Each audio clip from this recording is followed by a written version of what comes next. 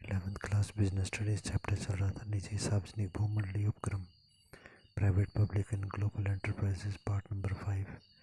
Topic हम discuss कर रहे थे सार्वजनिक निगम की विशेषताएं या फीचर्स ऑफ पब्लिक कॉरपोरेशंस। इसमें 3 पॉइंट हम लोगों ने पढ़े थे। चौथे पॉइंट पर आते हैं। चौथा पॉइंट है कर्मचारियों की स्वतंत्र भर्ती या सेल्फ रिक्रूटमेंट। ये जो सार्वजनिक निगम या पब्लिक कॉरपोरेशंस होते हैं, ये अपने आप में स्वतंत्र होते हैं, मतलब इनका अस्तित्व अलग होता है, स्वतंत्र होता है मालिकों से। ये अपने कर्मचारियों की नियुक्ति भी स्वतंत्र रूप से कर सकते हैं, स्वयं ही कर सकते हैं, सरकार की परमिशन लेने की आवश्यकता नहीं होती। इसलिए सरकारी कर्मचारियों की नियुक्ति की जो शर्तें होती हैं उनसे ये मुक्त होते हैं। पाँचवा पॉइंट है वित्तीय स्वायत्ता या फाइनेंशियल ऑटोनॉमी। स्वायत्ता मतलब स्वतंत्रता की बात हम करें, वित्तीय मतलब धन के मामले में। वित्तीय दृष्टि से ये स्वतंत्र होती हैं, सरकार से अलग होती हैं। ये अपने आय व व्यय का अनुमान सरकारी बजट में नहीं दिखाते, इनको दिखाने की आवश्यकता भी नहीं होती। और इनको जो कैश प्राप्त होता है उसको गवर्नमेंट की ट्रेजरी या सरकारी कोष में जमा करवाने की आवश्यकता भी नहीं होती। इन संस्थाओं को, मतलब निगमों को, सरकार से, जनता से, बैंकों से उधार लेने की पूरी स्वतंत्रता होती है। 6 पॉइंट हमारे को दिया गया व्यय संबंधी सरकारी नियमों से मुक्ति, free from government rules and expenditure. सरकार के जो नियम होते हैं खर्चों के बारे में, एक्सपेंडिचर के बारे में, उनसे ये मुक्त होता है। ये खर्चे हेतु विभिन्न नियंत्रणात्मक नियमों से मुक्त होते हैं। कुछ नियम जो सरकार द्वारा बनाए जाते हैं खर्चों को कंट्रोल करने के, नियंत्रण करने के, वो नियम इन संस्थाओं पर लागू नहीं होते, उनसे ये मुक्त होंगे। 7 पॉइंट है सरकार द्वारा नियुक्त संचालक मंडल, board of directors appointed by the government. इनका जो प्रबंध होता है सरकार के मंत्री द्वारा विशेष अधिनियम के अनुसार किया जाता है। यही मंत्री विशेष संचालक मंडल या बोर्ड ऑफ डायरेक्टर जो है वो अपॉइंट करता है, उसका चुनाव करता है और उसी के द्वारा इसे चलाया जाता है। ये मंडल या बोर्ड ऑफ डायरेक्टर या डायरेक्टर का जो समूह होता है अपने कार्यों के लिए स्वयं मंत्री के प्रति उत्तरदायी होता है, उसके प्रति हमारे को जवाब देना होता है। इसकी जो मूल नीतियाँ होती हैं उसका निर्धारण संसद में ही कर लिया जाता है कि इसकी नीतियाँ, उद्देश्य क्या होंगे, किस प्रकार से ये काम करेंगे। नीतियाँ मतलब नियम क्या होंगे, इनके बारे में संसद में जब इन्हें बनाया गया था तभी ये निर्णय ले लिया जाता है। 8वां पॉइंट है सेवा भाव या सर्विस मोटिव। सर्विस मोटिव का मतलब यहाँ पर ये हुआ कि इनका भी उद्देश्य जो मुख्य होता है वो समाज की सेवा करना है। प्रथम उद्देश्य तो वही होता है, परंतु लाभ कमाना जो है वो सेकेंडरी या गौण उद्देश्य होता है। अगला टॉपिक हमारा जो है वो सार्वजनिक निगम के लाभ या एडवांटेजेस और merits of the public corporations. सरकार के कठोर नियमों से मुक्ति पहला पॉइंट है, free from the rigid control of the government. पहला लाभ ये होता है कि सरकार के जो कठोर नियम होते हैं संस्थाओं को कंट्रोल करने के, चलाने के, उनसे ये फ्री होता है। ये अपने जो सरकार के नियम होते हैं कॉन्ट्रैक्ट करने के बारे में, प्रसंविधों के बारे में, कर्मचारी की नियुक्ति या कर्मचारी एम्प्लॉयज़ अपॉइंटमेंट के बारे में, क्रय नीति, परचेज पॉलिसी हमारे जो होती है उसके खर्चों के बारे में जो नियम होते हैं उन सब कठोर नियमों का पालन इनको करने की आवश्यकता नहीं होती। सेकंड है लचक या फिर फ्लेक्सिबिलिटी। क्योंकि ये संस्थाएं जो होती हैं, निगम जो होते हैं, इनका स्वतंत्र अस्तित्व होता है, इसके कारण इनके व्यवसाय में लोच रहती है, फ्लेक्सिबिलिटी होती है। ये अपने व्यवसाय को थोड़ा बहुत बढ़ा चढ़ा सकते हैं। ये स्वतंत्रता के कारण जो है शीघ्र निर्णय भी ले सकते हैं। और अगर कोई व्यावसायिक अवसर मिलता है, विशेष मौका इनको मिलता है जहाँ पर बहुत बड़ा लाभ होने वाला होता है, उस मौके का लाभ भी आसानी से उठा पाते हैं। थर्ड पॉइंट है अधिक स्थिरता या फिर मोर स्टेबिलिटी। ये संस्थाएं जो होती हैं अधिक स्थिर होती हैं, कारण ये स्थायी रूप से चलती हैं, बहुत लंबे समय तक रहती हैं, बहुत जल्दी समाप्त नहीं होती। इनकी जो नीतियाँ होती हैं वो बिल्कुल स्थिर होती हैं, बहुत लंबे समय तक चलने वाली होती हैं और स्पष्ट होती हैं, जिनका कि ये पालन करते हैं। राजनीतिक परिवर्तन जो होते हैं, एक पार्टी का आना या दूसरी पार्टी का जाना, इससे ज़्यादातर ये प्रभावित नहीं होते। चौथा पॉइंट हमारे को दिया गया कर्मचारियों का कुशल चुनाव या efficient selection of the employees. कर्मचारियों का चुनाव जो है ये बहुत अच्छे प्रकार से कर पाते हैं। कर्मचारियों का चुनाव जो है निगम के द्वारा किया जाता है जब तो वो अपनी आवश्यकता के अनुसार करते हैं। इन संस्थाओं को जो कर्मचारी चाहिए किस प्रकार की आवश्यकता का कर्मचारी चाहिए वैसे ही ये कर्मचारी को रख सकते हैं। जबकि सरकारी कंपनियां जो होती हैं वो ऐसे कर्मचारियों को चुनाव करती हैं जो सरकारी काम को आसानी से चला सकें। मतलब ये संस्थाएं या निगम अपनी आवश्यकता अनुसार वर्कर का चुनाव करेंगी, लोगों का चुनाव करेंगी और ऐसे ही व्यक्तियों को ये नौकरी पर रखती हैं, चुनती हैं जो कि व्यवसाय के कार्य में दक्ष एक्सपर्ट होते हैं।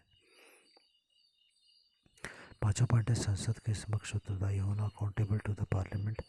इनकी जो कार्रवाई होती है उसकी संसद में समीक्षा की जाती है। जो भी इन्होंने काम किया है संसद में उसके बारे में चर्चा की जाती है तथा उसकी असफलता या अकुशलता के लिए संसद में उत्तर भी देना पड़ता है कि हमारी कंपनी जो है साल भर कार्य किया तो असफल क्यों हुई या हम अकुशल क्यों रहे।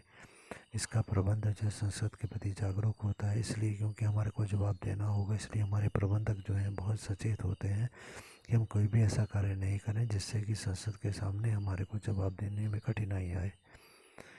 अगला दिया गया लोकहित नीतियों का पालन या implementation of the public interest policies. संसद का नियंत्रण यहाँ पर होता है।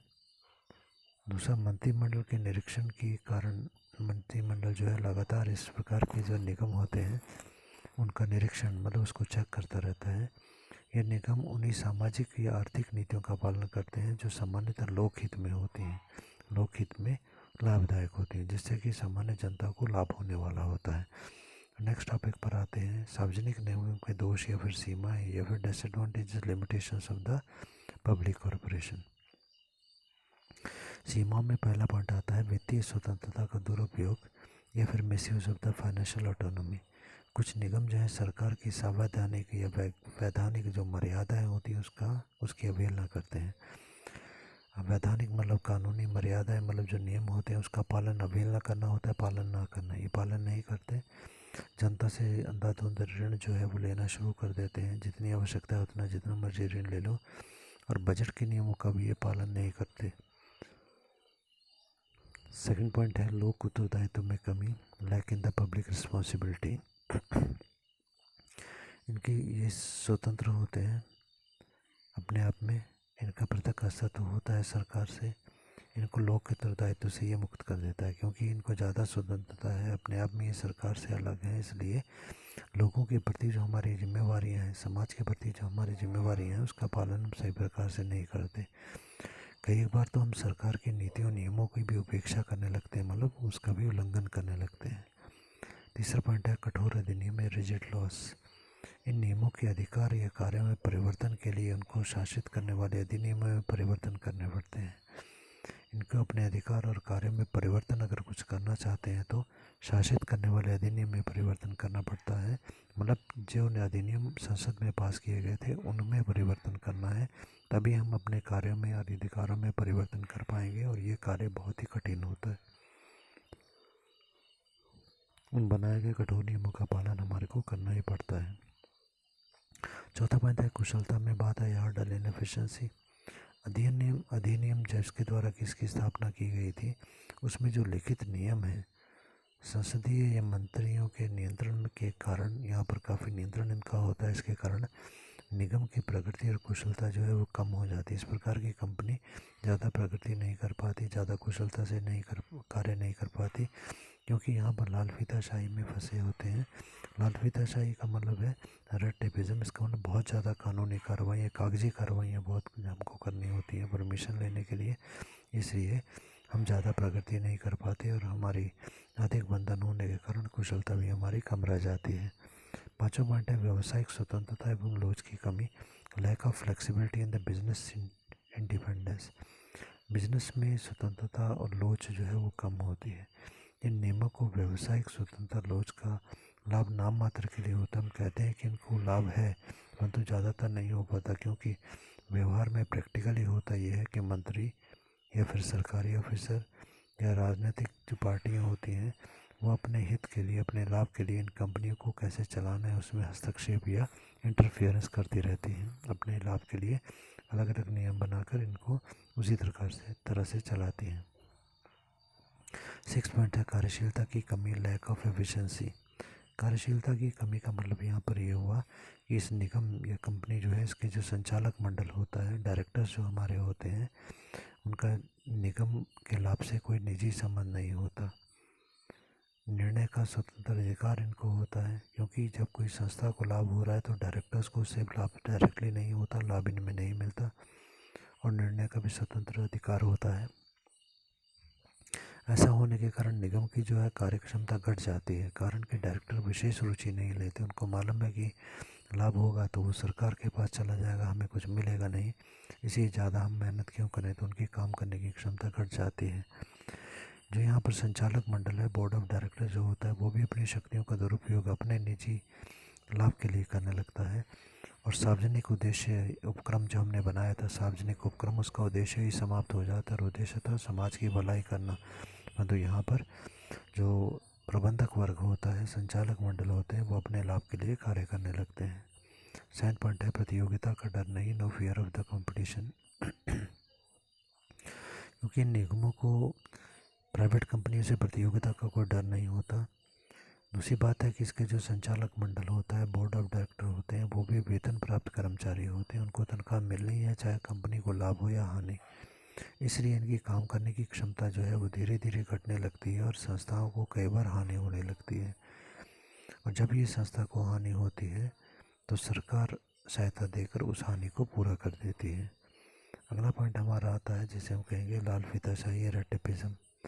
लाल फीताशाही हमने कहा कि बहुत ज़्यादा कागजी कार्रवाइयाँ होने के कारण निर्णय लेने में बहुत ज़्यादा देरी हो जाती है। कोई भी खर्चा करना है अगर हमने, तो उसके लिए बहुत ज़्यादा फॉर्म्स हमको लेने होंगे, परमिशन इत्यादि लेनी होगी। अगला टॉपिक हमारा है वो है सार्वजनिक निगम जो है, इनकी उपयोगिता, यूटिलिटी क्या है, utility of the public corporations. तो सामान्यतः हम ये कह सकते हैं कि इन सार्वजनिक निगमों या पब्लिक कॉरपोरेशंस हमारी जो हैं, इनकी स्थापना जो होती है कुछ दशाओं में उपयोगी होती है। पहला है जहाँ अधिक मात्रा में पूंजी की आवश्यकता हो, the huge amount of the capital is required. जिन संस्थाओं को शुरू करने के लिए बहुत बड़ी मात्रा में पूंजी चाहिए हो, वहाँ पर पब्लिक कॉरपोरेशन जो है वो बनाई जा सकती हैं, क्योंकि निजी व्यक्ति इतनी बड़ी मात्रा में पैसा लगाना पसंद नहीं करते। दूसरा है जहाँ पर सार्वजनिक हित सर्वोपरि हो, but the public interest is the priority. ऐसी कंपनी हम बनाना चाहते हैं जिसका कि उद्देश्य सामान्य जनता का हित या भलाई करना है, वहाँ पर इस प्रकार की संस्था को जो है वो बनाया जा सकता है। अब नेक्स्ट टाइप के ऑर्गेनाइजेशन पर आते हैं जिसे हम कहेंगे सरकारी कंपनी या फिर गवर्नमेंट कंपनी। गवर्नमेंट कंपनी के बारे में थोड़ा सा डिस्कस करते हैं। सरकारी कंपनी की परिभाषा हम देखें, यहीं से काफ़ी क्लियर हो जाएगा कि भारतीय कंपनी अधिनियम 2013 की धारा 245 के अनुसार सरकारी कंपनी से आशय मतलब मीनिंग एक ऐसी कंपनी से है जिसकी कुल चुकता अंश पूंजी, मतलब ऐसी शेयर्स हमने जो बेचे जिनसे कि हमें पैसा मिल चुका है, उसका 50% से अधिक भाग जो होता है केंद्रीय सरकार या राज्य सरकार या संयुक्त रूप से केंद्रीय और राज्य सरकार के द्वारा जो था लगाया गया हो, मतलब पूंजी जो लगाई गई है उसमें अधिकतम भाग जो है वो केंद्रीय और राज्य सरकार के द्वारा लगाया जाता है, तो हम उसे कहेंगे कि ये सरकारी कंपनी है। तो ऐसी कंपनी की जो सहायक कंपनियां होती हैं उन्हें भी सरकारी कंपनी मान लिया जाता है, वो भी सरकारी कंपनियां कहलाती हैं। दूसरा है ऐसे सरकारी उपक्रम, सरकार इस प्रकार से अधिकतम शेयर्स खरीद करके इस कंपनी की जो है अंशधारी या शेयर होल्डर बन जाती है। इससे क्योंकि उसने अधिकतम शेयर खरीद लिए, तो यहाँ पर जब वोटिंग होती है, कोई भी निर्णय लिया जाता है, उसमें जब वोट डाले जाते हैं, उस टाइम पर इनको अपनी बात कहने का और अपने हिसाब से संस्था को चलाने का अधिकार प्राप्त हो जाता है। इस प्रकार की जो गवर्नमेंट कंपनीज़ हैं, इसके एग्जांपल्स में हम कुछ एक कंपनीज़ के नाम दे सकते हैं, जैसे Hindustan cable limited, Hindustan shipping yard limited, Hindustan steel limiteds, या फिर नान फाउंड्री लिमिटेड्स, भारतीय टेलीफोन उद्योग limited, national news print and the mills limited, GALL, SAIL, HPC और BHEL। सरकारी कंपनियों की विशेषताओं पर आएँ, और सबसे पहला पॉइंट हमारा है इसकी स्थापना भारतीय कंपनी अधिनियम 2013 की धारा 245 के अंतर्गत होती है। इस establish according to the companies act 2013 under section 2 subsection 45। इसमें कंपनी की समस्त विशेषताएं होती हैं, it beats all the features of the company. Joint stock company के बारे में हम लोग पढ़ चुके हैं। उसमें जितनी भी विशेषताएं हैं, चाहे वो स्टैट्यूटरी हैं या जनरल, वो सारी विशेषताएं इन कंपनियों में भी, ऑर्गेनाइजेशंस में भी होती हैं। थर्ड है, इसमें लेखांकन व अंकेक्षण के नियमों में छूट होती है। They are free in the following rules regarding the accounting and audit. बाकी कंपनियों में, सरकारी ऑर्गेनाइजेशंस में जो नियम कठोर होते हैं वो इनमें छूट है। चौथा, इसका प्रबंध संचालक मंडल करता है, जिसकी नियुक्ति सरकार तथा अंशधारी करते हैं। कुछ शेयर होल्डर्स डायरेक्टर्स चुनेंगे और कुछ सरकार भी डायरेक्टर्स को चुनेगी और ये डायरेक्टर्स इस कंपनी को चलाएंगे।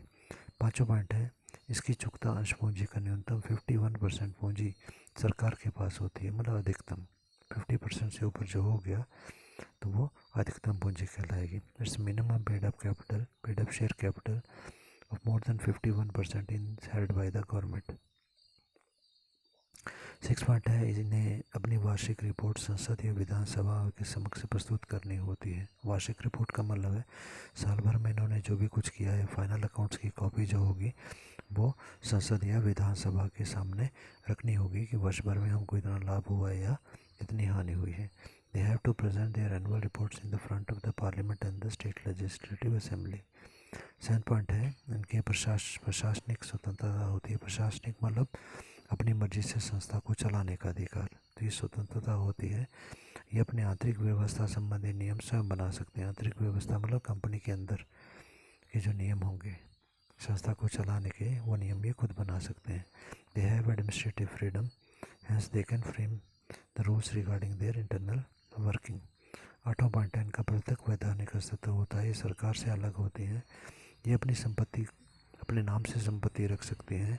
अन्य पक्षकारों की से अनुबंध कर सकती हैं, मतलब बाकी कंपनीज के साथ, पार्टीज़ के साथ ये कॉन्ट्रैक्ट कर सकते हैं। बाकी कंपनीज पर, व्यक्तियों पर ये मुकदमा कर सकती हैं और अन्य व्यक्ति भी इन पर मुकदमा कर सकते हैं। It has a separate legal entity. It can keep assets at its own name and make the contract with the other parties, can file case against the other parties, and other parties too can file case on it.